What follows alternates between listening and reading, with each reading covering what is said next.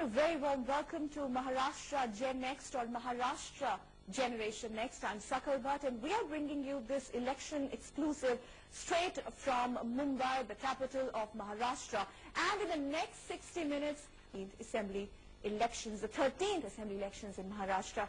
And we are extremely honored to have a very eminent panel with us on Mahasi, a very popular and a very active face in Maharashtra from the BJP. She'll also do some talking on the behalf of her party. And बहुत स्वागत करते हैं हम आपका भी. हमारे साथ है प्रदीप धावबोले जो कि यूथ लीडर है और आप बीएसपी को रिप्रेजेंट करते हैं. और हमारे साथ महाराष्ट्र जेन नेक्स्ट में संजय पांडे भी है. संजय पांडे स्टेट चीफ है students federation of India CPIM, यानी कि or daughter or somebody related to this that topmost leader, then only you will get a ticket. 29 member of parliaments today. जी. They may be relatives, okay. They may be sons. Business बन गया है और हमारे जो talented youth हैं उनको आने के लिए इस फील्ड आना चाहिए ताकि हमारे टैलेंटेड पर्संस को यूथ को इस फील्ड में आने के लिए मौका मिले. समय नहीं आते राजनीति में कोई फर्क मिलेगा ही नहीं.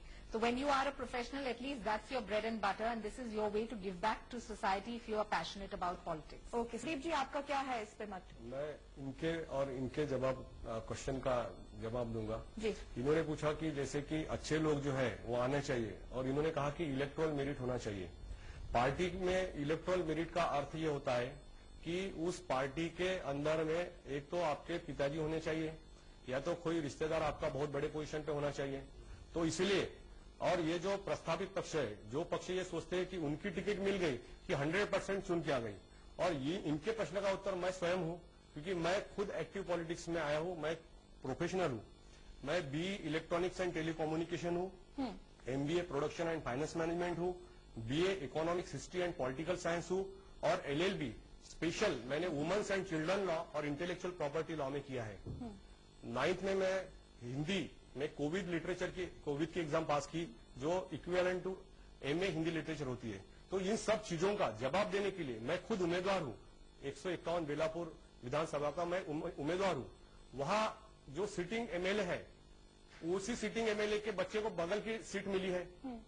तो अब वहां उसी पक्ष के लोग वो सोचते हैं कि क्या उसी पक्ष के लोगों को इलेक्टोरल मेरिट नहीं है. संजय पांडे. तो संजय जी, इलेक्टोरल मेरिट का जो अर्थ हम समझते हैं, इलेक्टोरल मेरिट का अर्थ होता है कि क्या पार्टी डिसाइड करेगी कैंडिडेट को. हम यहां तक इस इलेक्टोरल मेरिट को क्यों समझते हैं. इलेक्टोरल मेरिट का अर्थ होना चाहिए कि आम आदमी क्या डिसाइड करता है. ऑलराइट, आम आदमी डिसाइड करता है. आम आदमी और लोगों ने ये जो भी घरानेशाही और निपोटिज्म के जो कैंडिडेट्स हैं उन कैंडिडेट्स को इतना सख्त और इतने बुरी तरह से गिराना चाहिए इस इलेक्शन में कि वो लोगों को ये सबक मिलना चाहिए कि आइंदा से अगर मेरा बाप अगर राजनीतिक जाए तो मैं बेटा उसमें जाना ही नहीं चाहिए.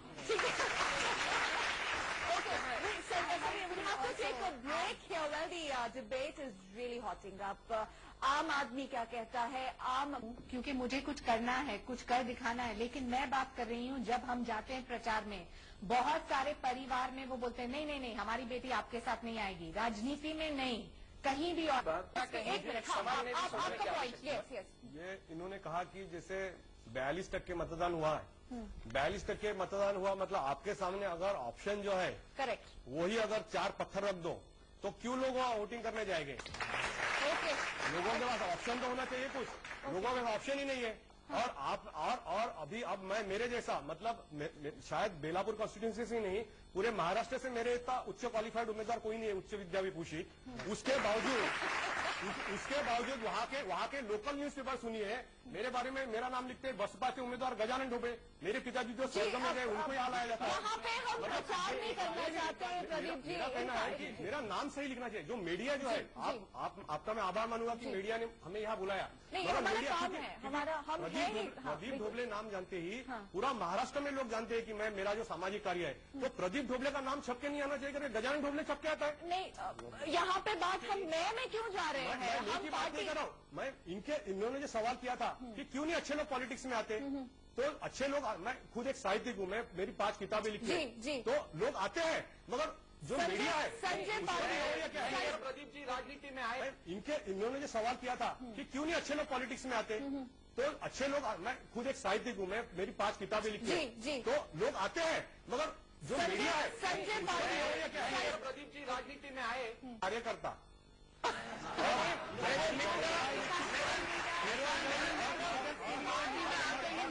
क्या आपको लगता नहीं कि मतलब ऐसे शिक्षा क्रम जो है वो सरकार ने या यूनिवर्सिटीज में चलाने चाहिए प्रदीप की उम्मीदवार है यहाँ जी जी जी उम्मीदवार यस इसके बारे में वैसे एक्सपेंडिचर बुक जो है वो चुनाव आयोग की ओर से मैंडेटरी मेंटेन करना पड़ता है और जो सुप्रीम कोर्ट के कुछ डिसीजंस आए उसके बेसिस पे इलेक्शन कमीशन के भी जो डायरेक्शंस आई उसमें उन्होंने जो ये बोला है कि उम्मीदवार को अपनी संपत्ति दिखाना पड़ता है।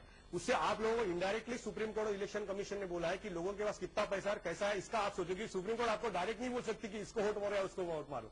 दूसरा बात 26A जो है उसमें उम्मीदवार का कोई क्रिमिनल रिकॉर्ड है क्या वो लिखना पड़ता है। तो उसका कोई क्रिमिनल रिकॉर्ड है तो आपको इनडायरेक्टली बताया जा रहा है कि किसी का क्रिमिनल रिकॉर्ड है और उसके बाद उसमें क्वालिफिकेशन का एनेक्शन में एक कॉलम रहता है। मैं आप लोगों को आप यूथ है आपको मैं बताना चाहता हूं कि आप लोग ऐसा कीजिए आप इंटरनेट के वेबसाइट पे जाइए हर एक एफिडेविट देखिए और एफिडेविट में आपको किसका क्वालिफिकेशन कितना है किसकी प्रॉपर्टी कितना है किसका क्रिमिनल रिकॉर्ड क्या है ये देखिए। हमको एक पैसा भी खर्चा नहीं करना पड़ेगा और आप चुन के देंगे हमें। आपने क्या आपको शायद प्रदीप जी को एक और सवाल करना चाहिए था। 10 लाख के बारे में आप बात कर रहे हैं जो बीएसपी पार्टी ये रिप्रेजेंट करते हैं मायावती के स्टैच्यूज के ऊपर कितना खर्च किया है और कहाँ से आया है ये पूरा पैसा। कि जब इनकी रैली देखता हूँ तो ये रैली में पूरे नीले झंडे रहते हैं। ये क्यों हो रहा है ऐसा कि इनको शाश्वती नहीं है कि हम अपने आधार पे चुन के नहीं आ सकते।